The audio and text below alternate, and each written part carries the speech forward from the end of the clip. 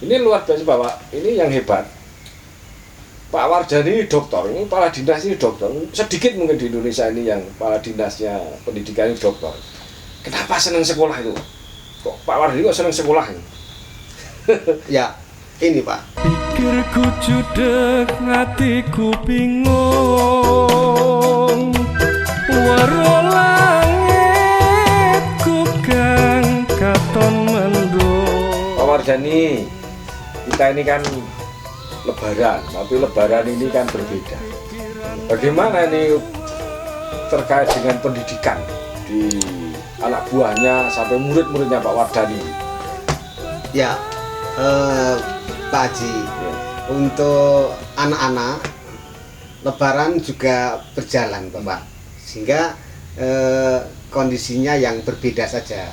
Tapi nuansa Lebarannya tetap dilaksanakan, mereka saling menyampaikan, apalagi anak-anak kan sudah familiar dengan gadgetnya, sehingga mereka menyampaikan itu kepada neneknya, kepada orang tuanya yang jauh, itu mereka lakukan dengan baik. Dengan gitu. baik, ya? Iya.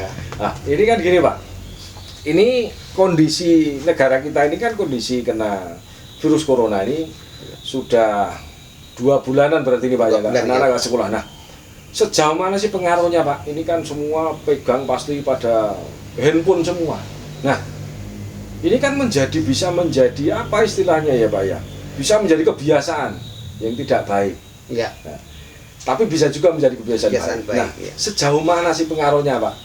Kira-kira kalau terkait dengan ini?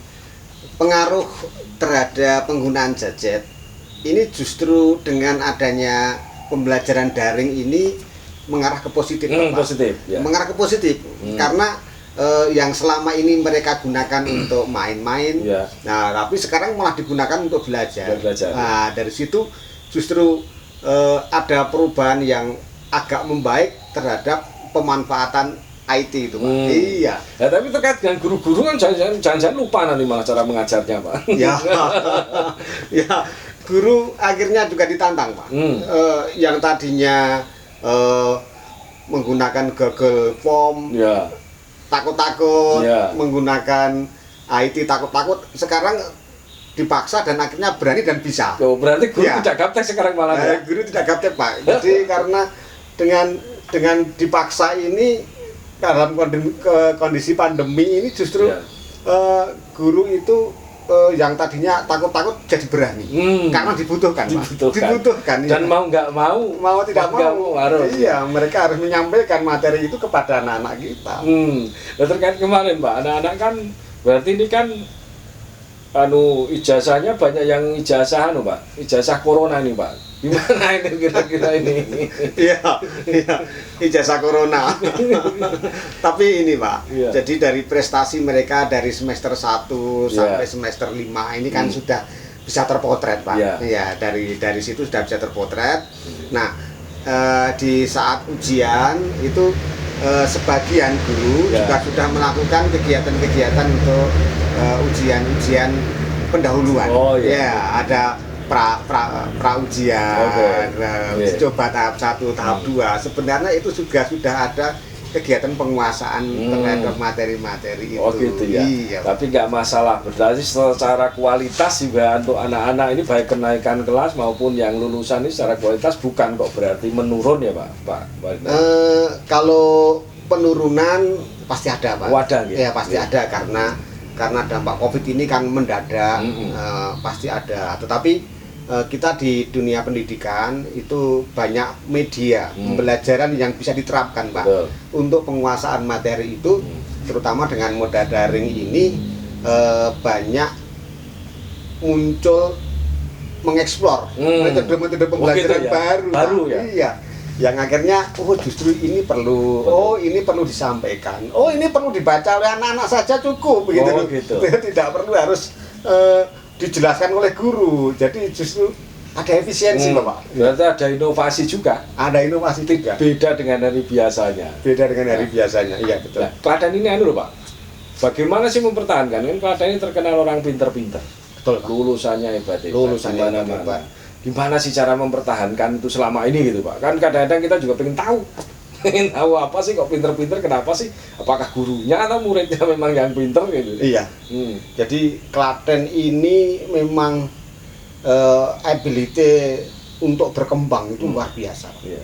Jadi dengan adanya pandemi ini justru potensi-potensi itu muncul karena kemandirian yang dibangkitkan oleh guru-guru, kemandirian oleh siswa. Siswa ini daya kreasinya muncul.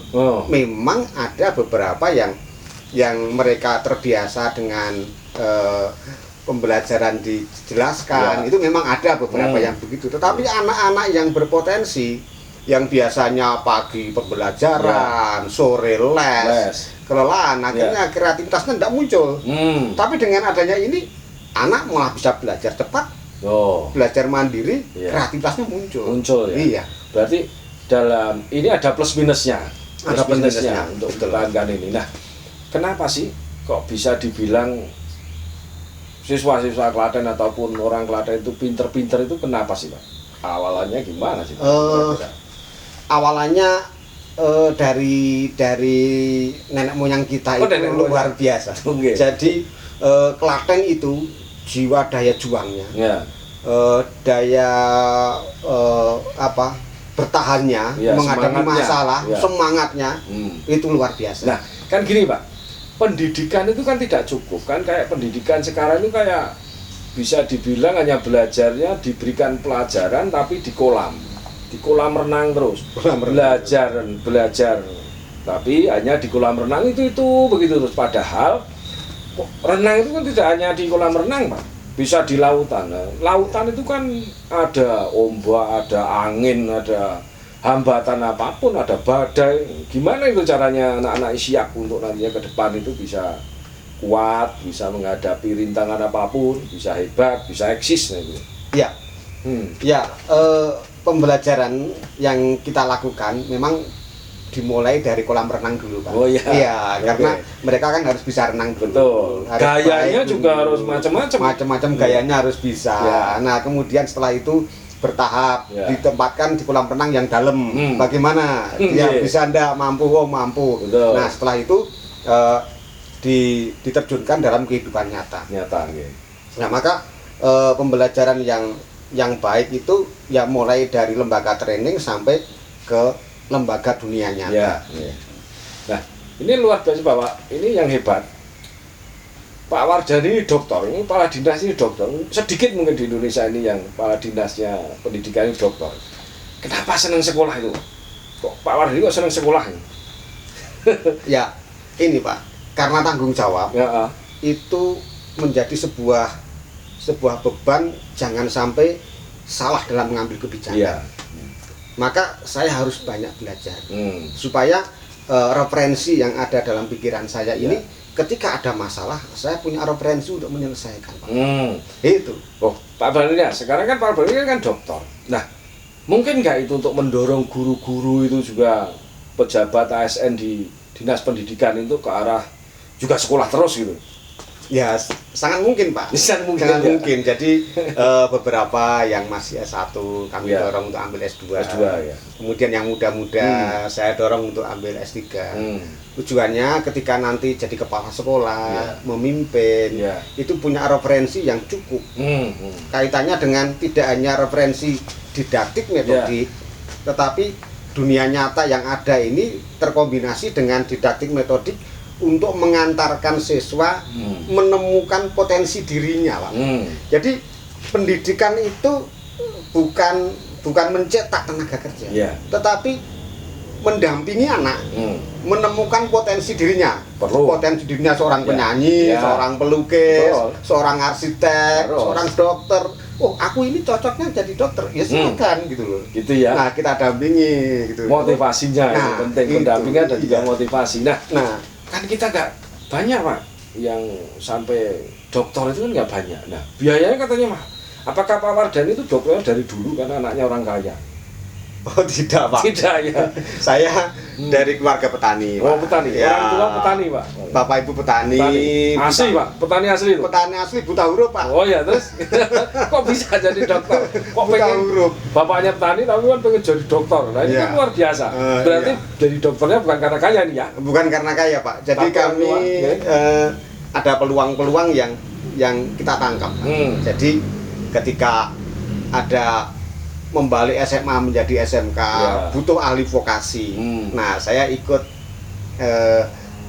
tes di pasca sarjana itu dan ikut beasiswa dan akhirnya juga lolos beasiswa. Oh, dapat Sehingga- beasiswa ini ya. Iya. Berarti bukan dari dulu terus eksis terus sekolah terus Bukan, dari Pak. S1, S2, S3 karena orang tuanya kaya, bukan. Bukan Pak Haji. Tapi karena perjalanan. Karena perjalanan, Keinginan. karena niat. Niat. Jadi kalau niat melangkah itu nanti akan ada temuan-temuan yang bisa dipakai untuk menyelesaikan. Pak.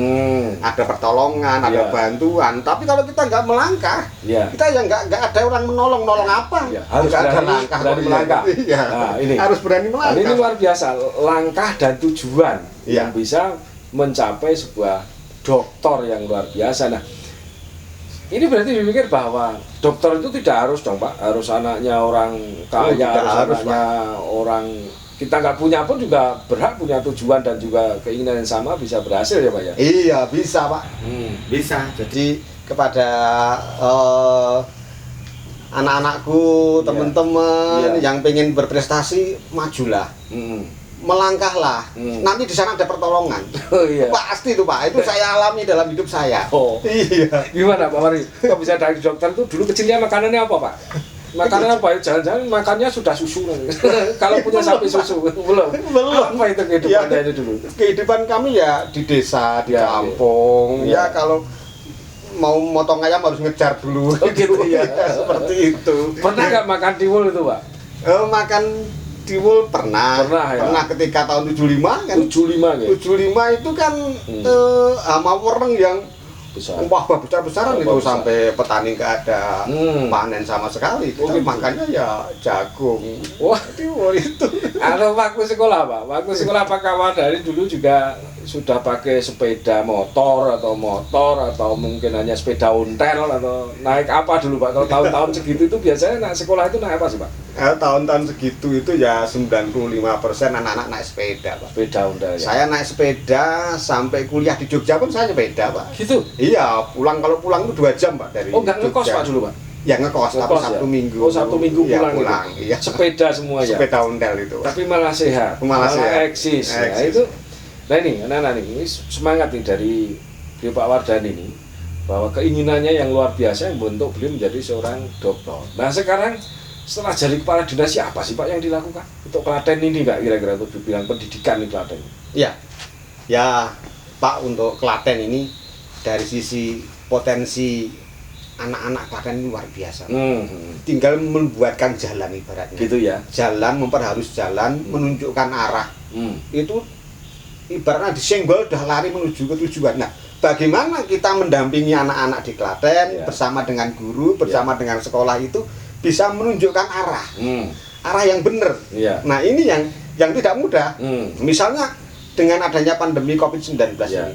Apa kita berdiam diri akan menunggu masa lalu muncul lagi? Tidak akan muncul masa lalu itu Pak. Iya, lewat. Jadi kebiasaan masa lalu itu lewat. Kita hidup ibaratnya dalam peradaban baru. Iya.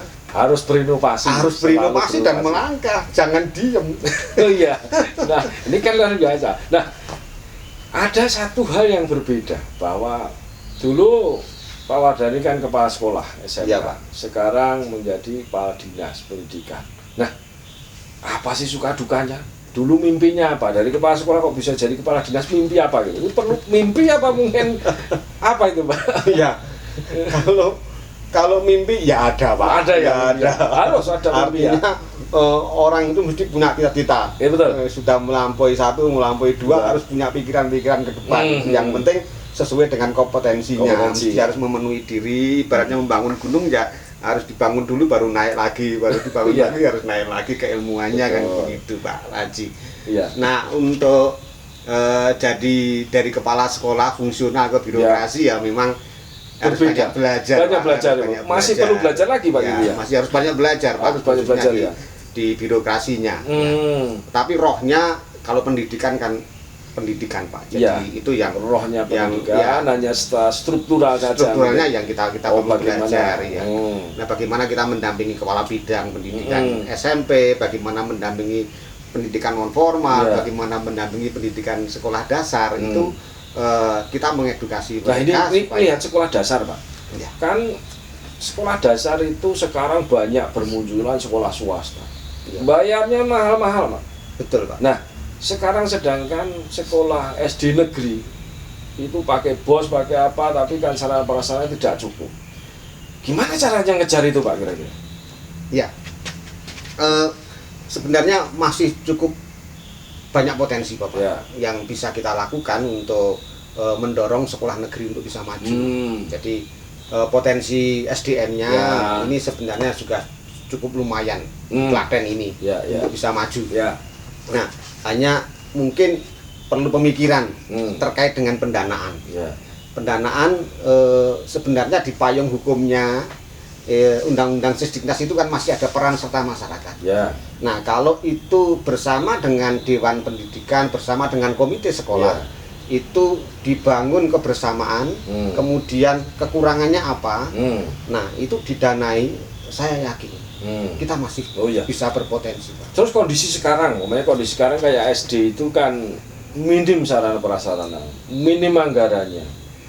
Bagaimana mereka bisa tetap eksis, mereka juga tetap cerdas, mereka juga nggak banyak, SD negeri kan banyak tutup, katanya banyak yang nggak mampu, tapi nyatanya banyak SD yang diruguping, tapi banyak sekolah swasta yang bayarnya 5 juta, 10 juta masuknya saja penuh. Nah ini gimana nih Pak ini? Ya itu kesenjangannya yang terjadi. Kesenjangan yang terjadi. Nah, kita harus bersama dengan masyarakat melihat untuk mendidik anak bapak dan ibu itu perlu fasilitas seperti ini. Nah, kan gitu. Perlu pendanaan seperti ini. Perlu tambahan ekstra semacam ini. Perlu penguatan semacam ini. Penguatan psikologis anak kan juga perlu. Ini kan juga perlu outsourcing, Pak. Jadi selama saya jadi kepala sekolah itu, kalau saya menggunakan sumber daya sekolah tidak akan maju. Tidak maju. Saya pasti tidak cukup. Tidak cukup, Pak. Saya pasti menggunakan outsourcing tenaga dari luar. Ya, kalau SMK ya industri. Jelas, industri saya tarik ke dalam untuk bisa menganalisis kurikulumnya, kebutuhannya apa yang dibutuhkan di pasar. Kalau industri. Nah, kalau di SD ini justru yang perlu penguatan adalah psikologi anak. Psikologi anak dengan munculnya teknologi semua serba terbuka. Bagaimana? Future education. SD juga punya komputer Pak. Gimana? Kenyataannya kan begitu Pak. Karena jadi yang swasta itu bayar malah nggak dibatasi. Tapi SD kan kita diinjek terus itu kan. Diinjek terus dalam arti anggarannya, nggak punya anggaran tapi pengen gratiskan. Gratis ya boleh, tapi kalau mereka jadi bodoh caranya nggak ada, gimana itu Pak? Gimana? Apakah kita juga mau mencetak orang bodoh? Jangan, karena di SD saja komputer nggak ada itu Pak, satu aja. Gimana itu Pak, kenalkan mereka? Makanya perlunya pentingnya kerjasama, pelibatan dari masyarakat di sekelilingnya, masyarakat luar, kemudian juga sponsor untuk alumni, untuk bersama-sama mempersiapkan, mendampingi agar anak-anak ini bisa belajar dengan peralatan-peralatan yang model baru, memadai dengan pendampingan psikolog yang memadai, sehingga anak ini segera menemukan tadi potensi dirinya apa saya. Nah, setelah ketemu kemudian pendampingan untuk melejit. Karena jangan sampai dong kita itu sekolahan yang mahal, sekolah-sekolah tua yang mahal, nulis pakai snowman, kita yang SD negeri masih pakai kapur itu Pak. Nah, apalagi kan juga kondisi ini kan penting, kondisi sekarang ini kan, ini SD-nya SD A, SD IT, SD gini. Nah, kan mungkin nggak itu kan berpengaruh terhadap SD ini, perkembangan anak SD. Jangan-jangan yang di SD apa negeri ini hanya satu agama, nantinya malah jadi fanatik semua gitu. Mungkin nggak itu Pak? Nggak mungkin Pak. Nggak mungkin. Jadi kita kurikulumnya sudah standar isinya itu sudah menyangkut semua, diajarkan sesuai dengan agama yang dianut Masing-masing. oleh siswa. Oh, tetap itu ya? Iya. Ya, berarti nggak mungkin, kecil Nggak kemungkinan. mungkin. Oh, kecil sekali. Kecil kemungkinan. Iya, iya. Nah, ke depan apa sih Pak cita-citanya Pak Wardani bahwa kita ini, saya kan dengar Pak Dan ini aja program kan matur jujur.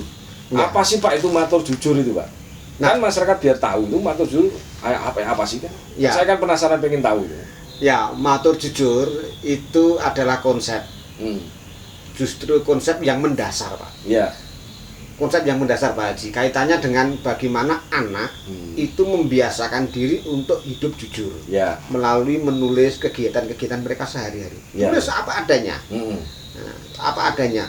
Sehingga satu minggu mereka akan membaca, oh, aku kekurangannya apa? Kelihatan karena tertulis, Pak. Ya. Tapi kalau nggak tertulis mungkin lupa. Tapi tertulis dia buka-buka, oh, kekurangan saya apa? Perbaiki minggu berikutnya. Oh gitu. Perbaiki minggu berikutnya. Berarti ngajari anak untuk setiap Ngajari hari anak nulis untuk itu. tertib, Tiap ngajari harinya. anak untuk disiplin, ngajari anak untuk jujur, Oh, gitu. ngajari anak untuk mengevaluasi diri. Mengevaluasi diri itu penting sekali, Pak. Betul, gitu. Bagi anak itu, bagi orang belajar itu justru evaluasi diri itu harus kuat. Kekurangan saya apa? Potensi diri saya apa? Oh, menerobos ini, oh kok keliru. Menerobos ini, oh keliru. Kena ketemuan. Oh, potensi dirinya saya jadi bupati misalnya. Oh iya, Nah, karena gitu. mereka calon pemimpin itu semua harus dimanapun harus jujur. Ya. Intinya ke sana Pak ya. Betul, Pak. Untuk mencetak Kejujuran karakter. itu ya. Dari penelitian di Amerika itu dari 100 industri Iya. konglomerat itu mesti pilihan pertamanya hasil penelitian nomor 1 yang dibutuhkan jujur. Kejujuran ya. Kejujuran. Baru Baru IQ itu nomor 33. oh, itu Iya. nomor 33 sebenarnya. Iya. Yang pertama itu jujur. Jujur gitu. Baru kreatif, baru tanggung jawab, disiplin. Tapi IQ itu nomor 33. Berarti tepat ini ya, tepat untuk ada program itu ya. Makanya Iya. saya pengen Matur tahu. jujur itu bagus Iya. sekali, Pak. Ya, saya pengen tahu itu. Sering mendengar tapi saya belum tahu. Iya. Apa sih maknanya, apa maksudnya? Berarti ini adalah angan-angan yang luar biasa Luar untuk biasa. mencetak generasi dari ke depan untuk menjadi pemimpin yang jujur Pak ya. Yang jujur itu yang Nah, ini juga banyak hal terkait dengan pendidikan lagi nih Pak. Jadi mungkin nggak nih Pak, guru-guru Iya. kan ya namanya SDM itu kan sama Pak. Ada yang semangat, ada yang tidak. Iya. Ada yang rajin, ada yang tidak. Iya. Ada yang disiplin, ada yang tidak. Gimana memberikan reward and punishment para guru Pak? Yang sekitar Klaten ini berapa? 8.000 ada Pak? Ada 8.500-an. 8.500-an lah. Gimana itu Pak? Kan mengendalikan juga gampang Pak. Oh, iya. Mengendalikan orang 5-10 saja nggak gampang loh Pak. Iya. Jadi 8.000 lebih. Ya. Apa ini langkahnya, nih strateginya Jadi, Pak? saya mulai masuk ini sudah pendekatan saya banyak menganalisis data, Pak. Oh, iya. Jadi ambil data, analisis. Seperti kesiapan anak pembelajaran daring.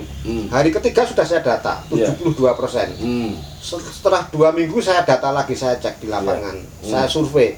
Ternyata kesiapannya 95%. Oh gitu ya. Ujian sekolah kesiapannya 98%. Oh. Jadi kalau saya mengambil kebijakan dasarnya pakai data. Iya, Itu. betul. Ya. Nah, tadi yang terkait apa Pak tadi Pak? Mengendalikan guru. Mengendalikan guru yang 8.000 Nah, kami lebih tadi juga pakai data Pak. Oh. Jadi teman-teman pengawas bagaimana mengevaluasi kinerja guru. Yeah. Teman-teman kepala sekolah bagaimana mengevaluasi kinerja guru. Baik guru tetap, guru pegawai negeri, ASN, Yeah. guru GTT, bagaimana. Nah, dari situ nanti kita berikan instrumen-instrumen yang bisa dipakai oleh kepala sekolah untuk memberikan reward dan punishment. Nah, itu Pak. Jadi kepala sekolah itu dikasih kewenangan untuk memberikan reward dan punishment juga. Iya, Pak. Yang lebih melekat Iya, ya. kalau guru tidak tetap, kepala sekolah itu punya hak untuk melepas.